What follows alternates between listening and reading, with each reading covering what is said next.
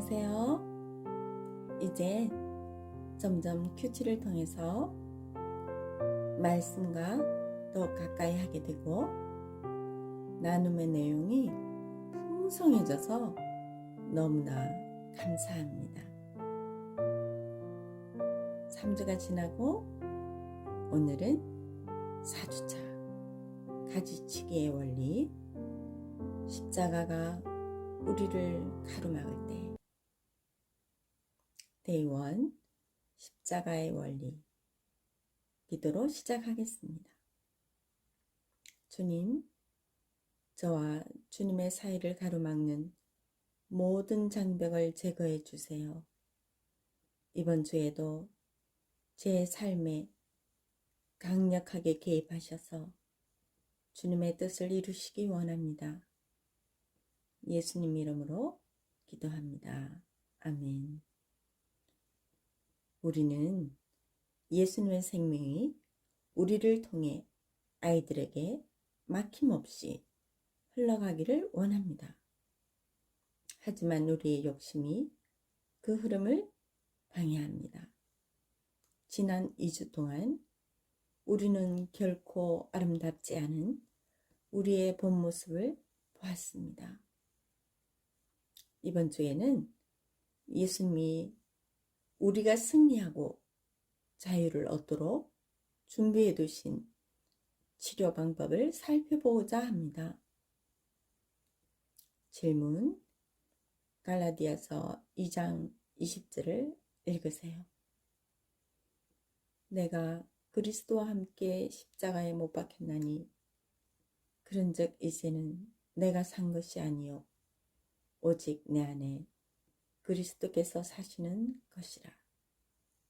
이제 내가 육체 가운데 사는 것은 나를 사랑하사 나를 위하여 자기 자신을 버리신 하나님의 아들을 믿는 믿음 안에서 사는 것이라. 이전에 죄가 육신의 삶을 주장하던 권세가 어떻게 무너졌습니까? 내가 그리스도와 함께 십자가에 못 박힘으로 승리한 것입니다. 이제 믿는 자들의 삶에 누가 함께 하십니까? 내 안에 그리스도께서 사는 것이라. 예수님이 당신의 자녀를 온전하게 양육하심을 믿습니까? 아멘. 당신이 겪고 있는 결혼 생활의 문제들 또는 사회생활의 문제를 예수님이 해결해 주실 수 있는가요? 아멘. 이제 우리는 어떤 방식으로 살아가야 합니까? 하나님의 아들을 믿는 믿음 안에서 사는 것이라고 합니다. 바로 정답은 여기 있습니다. 육신적인 자기 본성의 죽음 없이는 그 무엇도 우리를 자유롭게 할 수 없습니다. 약간 고칠 수도, 좀 더 나아지기를 바랄 수도 없는 것입니다. 스스로 더 강해지려고 해도 소용이 없고 대처하는 방법을 배울 필요도 없습니다. 단지 내가 그것을 예수님 앞에 가져가면 되는 것입니다. 고린도서 12장 9절에 내 능력이 약한 데서 온전하여 짐이라. 그렇습니다. 그 능력은 내가 강해져서 육과의 전쟁에서 이기는 것이 아니고 십자가로 가서 죽음으로써 승리를 얻는 것입니다. 당신은 육에 끌려다니며 살 필요가 없습니다. 어머니나 할머니의 양육 방법을 그대로 이어받을 필요도 없습니다. 사회생활에서 나를 힘들게 하는 사람을 상대로 내가 그들과 같은 방법으로 싸울 필요도 없습니다. 아니면 나약하고 수동적으로 살 필요도 없습니다. 예수님은 우리를 자유롭게 하려고 오셨습니다. 이제 당신은 자신의 힘이 아니라 성령, 곧 예수님의 힘의 원천을 따라 살 수 있습니다. 질문, 요한복음 15장 1절에서 5절. 가지는 누구인가? 바로 우리라고 합니다. 너희는 내가 이미 준 말로 깨끗하여졌으니. 질문, 요한복음 15장 2절에서 이미 열매를 맺은 가지에 대해 하나님은 어떤 작업을 하십니까? 깨끗하게 열매를 더 맺게 하시려 합니다. 아, 잠깐만요. 제가 예수님을 믿고 헌신적으로 따르고 열매를 맺고 있는데도 전제가위를 들고 제 인생에 들어오셔서 가지치기를 하신단 말인가요? 왜요? 네, 성경은 바로 우리에게 더 많은 열매를 맺게 하려 함이라 합니다. 하나님께서 잘라내시도록 맡겨드려야 합니다. 질문, 문어다리와 같은 우리 육신의 질투, 미움, 분노, 두려움, 교만, 정욕, 시기, 용서하지 않는 마음이라는 이름들을 붙일 수 있습니다. 당신의 육신은 어쩌면 다른 이름들을 더 가질 수도 있겠죠. 옆 페이지의 내용들 중에서 한번 체크해 보세요. 육신은 자기 뜻대로 통제하려고 하며 하나님의 뜻을 거부하죠. 문어 또한 수많은 촉수를 가지고 있지만 그 뿌리, 즉 머리는 이기심이에요. 이기심이 본성에 따라서 살아라고 우리를 이끄는 것이에요. 초등학교 3학년 정도의 아이들도 문어 다리를 잘라내면 어떤 일이 일어나는지 잘 압니다.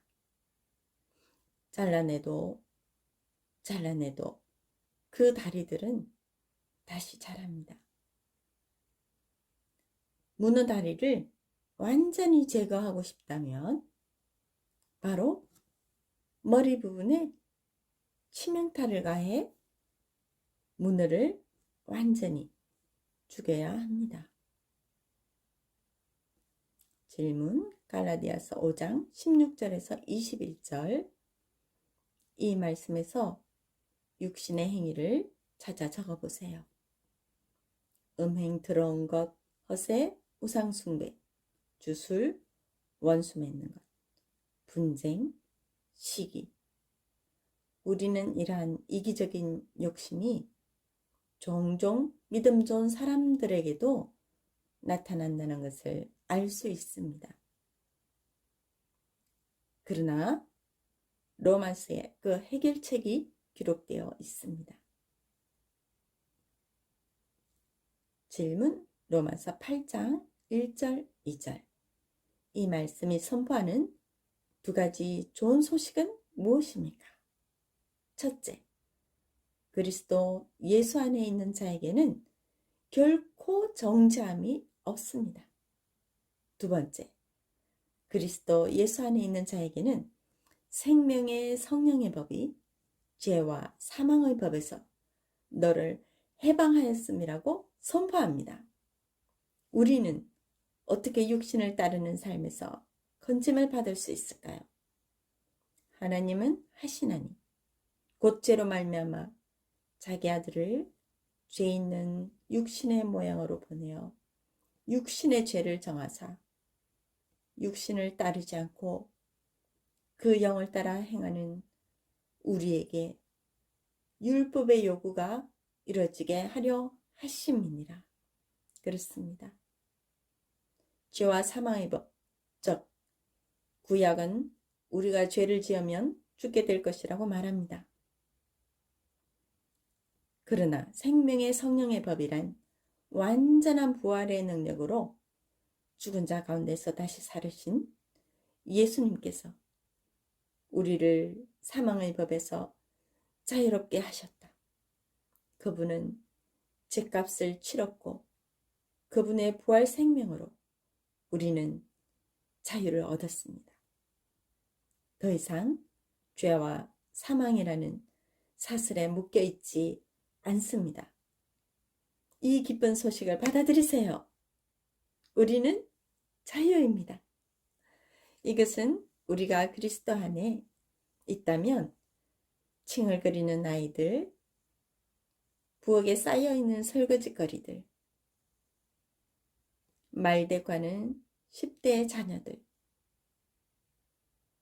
집에 잘 오지 않는 다 큰 자식들, 독립하지 못하고 집으로 돌아오는 성인 자녀들, 나를 힘들게 하는 배우자, 회사에서 보기 싫은 동료들, 이 모든 상황들에게 더 이상 욕심대로 생각하고 반응하는 파괴적인 행동을 반복할 필요가 없다는 것입니다. 아이들을 심하게 야단칠 필요도 없다는 거죠. 주님께서 우리를 통해 아이들에게 진리를 말씀해 주시도록 구하면 됩니다. 단호하지만 부드러운 목소리로 아이들에게 필요한 사랑의 말을 할 수 있는 능력을 달라고 기도하면 됩니다. 가득한 설거지거리를 보며 신세를 한탄할 수 있는 대신 돌볼 가족을 주신 주님께 감사할 수 있으면 됩니다. 사춘기 들어선 자녀들에게 경건한 권위를 행사할 수 있도록 강구하고 아이들의 마음을 얻게 해달라고 기도하면 됩니다. 성인이 된 자녀들에게 서운한 감정을 가지지 않고 주님께 내 서운한 마음을, 내 요구를 모두 내어드리고 자녀들을 주님께 의탁할 수 있습니다.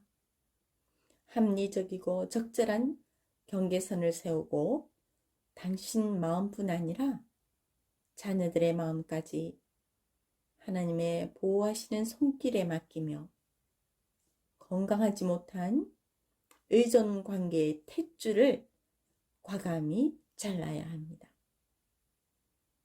당신의 행동이나 자녀의 행동으로 끊임없는 패배감과 고통 속에 머물 필요가 없습니다. 당신은 이제 자유합니다. 당신이 할 일은 그 선물을 받아들이는 것 뿐입니다. 기도하겠습니다. 주 예수님, 저를 위해 십자가에서 희생 제물로 돌아가신 것을 감사드립니다. 이제 욕심과 이기심, 죄에 대해서는 죽은 자가 되기 원합니다. 주님, 제 뜻이 아니라 주님의 뜻을, 오직 주님의 뜻을 원합니다. 저를 자유롭게 할 진리를 알고 싶습니다. 무엇과도 바꿀 수 없는 그리스도, 저의 구속자이시며 구원자이신 예수님의 이름으로 기도합니다. 아멘. 이번 한 주간은 사소하지만 중요한 일에 관심을 가져보도록 하겠습니다. 첫 번째, 배우자에게 감사의 마음 전하기. 두 번째, 자녀에게 사랑한다 말하기. 세 번째, 동료들에게 칭찬하기 등등 몸소 실천해보는 한 주간 되세요. 승리하세요.